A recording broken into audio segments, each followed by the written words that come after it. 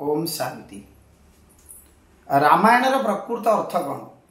जदि रामायण प्रकृत अर्थ बुझीजा ताहले आम जीवन मार्ग सरल सहज हो।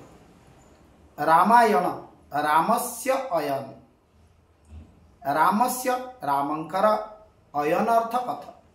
राम जो मार्ग रे चली आज श्रेष्ठ वरिष्ठ गरिष्ठ होती मर्यादा पुरुषोत्तम रूपे सारा जगत रे विदित से रास्ता को आम अनुकरण करवा। केवल रामायण कहानी पढ़ीदेवा ता द्वारा किसी लाभ नहीं, वास्तव में तार रहस्य बुझा दरकार। राम रा अर्थ राम, म अर्थ मर्यादापूर्ण रास्ता, बा रा अर्थ रास्ता, म अर्थ मर्यादा। यर शब्द नहीं, आम य बदले ज को नवा, ज अर्थ जस। रे शब्द नहीं, तेणु ता बदले आम न नवा, न अर्थ नम्र।